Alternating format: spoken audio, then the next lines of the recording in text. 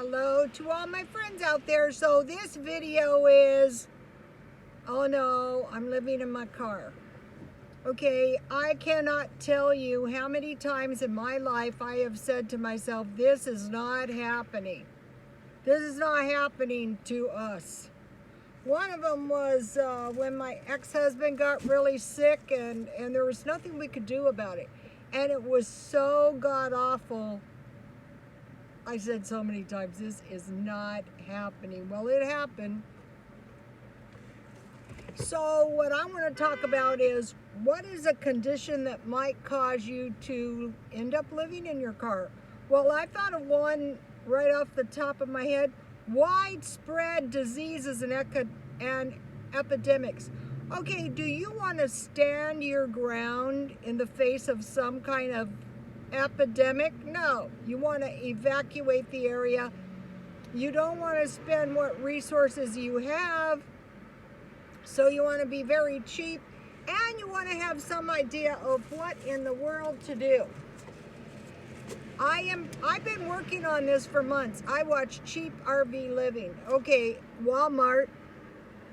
So I bought myself a nice little meal, and I'm going to be doing these. How much did I pay for my nice little meal? $1.82. One loaf bread, 84 cents. These are nice. Okay, so like if you're trying to conserve your money, go for the wheat. One can pork and beans, the big one. This is enough food for a day. Let's see how many serving sizes. 3.5 serving sizes. So you aren't going to be starving if you have this. And it can sit in your car for a little while too. And it has a flip top. So, okay, let's just say I'm living in my car. God forbid. You can eat these cold. You can eat these with crackers, Vienna sausages. So, okay, so now, here is my car kitchen. I'm going to be neatening this is my kitchen. My kitchen is messed up.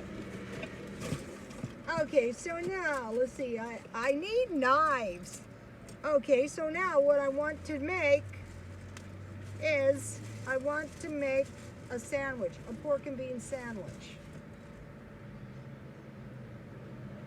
You can eat the single, but if you do, you're probably just going to end up bending them over anyway. You can eat these if you live in houses.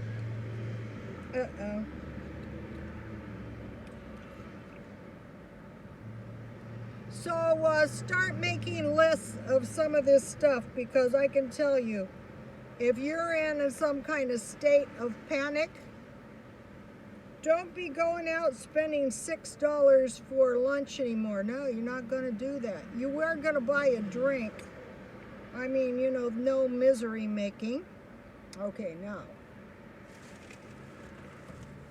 This is dangerous. Well, now I'm just going to make it into a little sandwich. Lunchtime.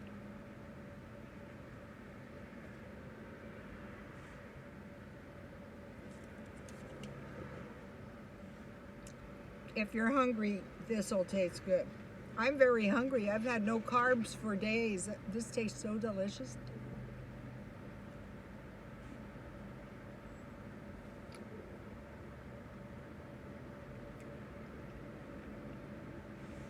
Pork and beans with eggs and toast is good too. Pork and beans with fried Vienna sausages is tasty too. If you had Vienna sausages, a little pile of mashed potatoes, and some bacon, that'd be good.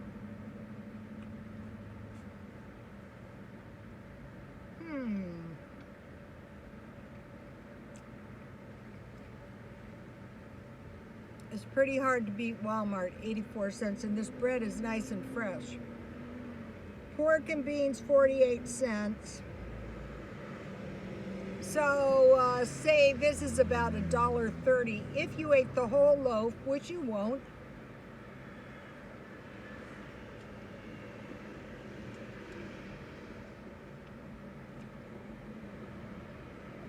this would be enough food for 3 days if you could refrigerate your beans somehow.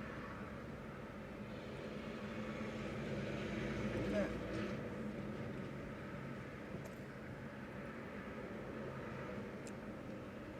If you don't have any money, if you're living in a car, you're going to go to the churches. Out here we have churches that maybe once a week give you a community meal. The Baptist Church on Hamishaw in Washington gives you a free dinner. And one of the churches, the one on Madison and First, there's a big church there, they give, I think, a lunch. So, okay, if you're like poor, really poor, you're going to take advantage of the free meals whenever you can. One time I was going to Bible studies that included free dinners, and my friend goes, "You're just going for the free dinners."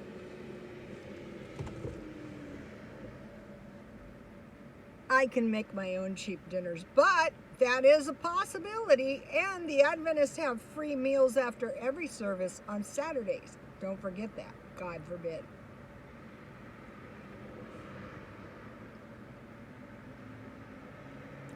The Catholic Church out here has a food pantry, St. Karen's. You're going to go to the welfare and you're going to get an EBT card, and you're going to use your EBT card very efficiently. No wasting your money. You don't want to be running out. This is actually pretty good.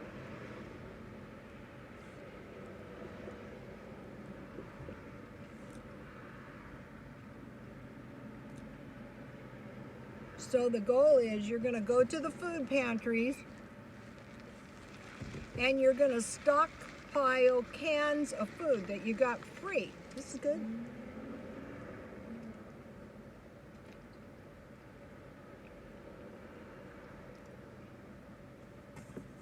For starters, try to get 31 cans of food. Okay, what is that called? It's not the food pantries. Well, they are food pantries. They usually give you 3 soups, 1 canned meal, a can of tuna or a can of beans, macaroni and cheese, something else. Well, food pantries, I guess.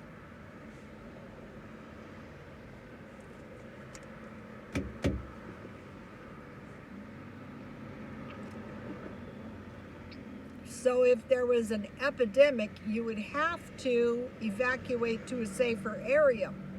The problem comes in, what if it was all over the place, if it was a widespread epidemic, like worldwide even? What if we were attacked by some kind of, they found a way to attack us, some germ warfare?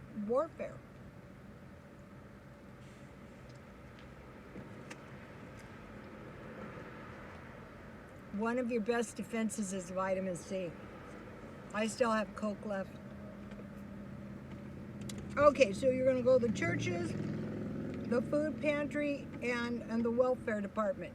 You're going to go to every place you can possibly think of, and then you're going to be very careful with whatever food you got.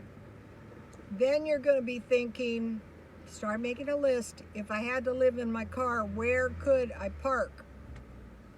I think you're better off in a city, closer to places you can be thinking, where can I get out of the elements? One time I got off the bus in El Centro. I was on the way to Texas, and I stayed pretty much in the bus depot all night. So there's bus depots, the Walmart parking place.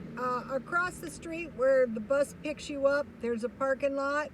You should be able to, across the street for the people going to the casino, because they gamble all night long. So various parking lots like that, rest stops, and casinos themselves. Also, there's camping areas where you can park free. You can only stay a few weeks, but you know, if you can figure out how to live in your car, then and you can find these free places, you know, parking along near like the beach or some kind of residential areas. Both of the places I live, people park in their cars. Okay, and then I bought a pie and a cherry pie, and I looked around for the cherry pie with the longest expiration date. I'm going to be doing that. So that gives me a little a little fruit for 50 cents. And this is a pretty substantial amount of fruit. So it doesn't have to be a fresh fruit. It can be any food. It could be peanut butter and jam. Look at this yumminess. So, you know, if you can buy these like on the way to work and get into the habit of eating your own food in your car.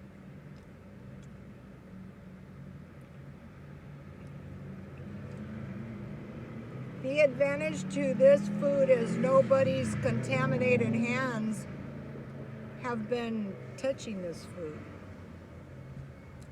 So, you know, you can get by if you start, the time to start thinking about this stuff is now, not sometime in the distant future.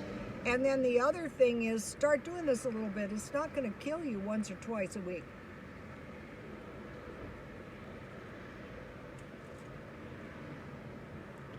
And start finding those food pantries. Most people who are retired living on fixed incomes can qualify for food stamps.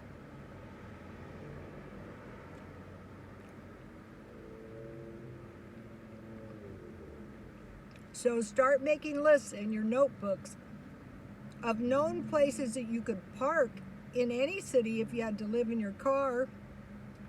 Good places are like by bars where they're open till 2 at night, you know, as long as it's fairly safe. Even in bar parking lots until 2 o'clock in the morning.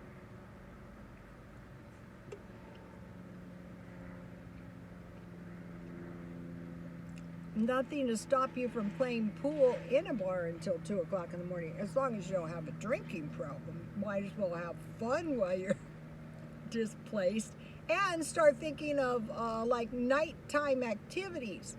You know, instead of like being in your car too much, think of stuff you can do at night, and then you only have to worry about sleeping in your car until 2. From 2 until 7, you're in less likely danger of getting. You know, we have various parks out here. I'm pretty sure from about 7 until 11 or so, before it gets really hot, you can sleep near these parks. You can park around in those, and you can lay around in the park, you know, be thinking about that kind of stuff. So I will be doing these shows once a week. Okay, you guys, God bless you all.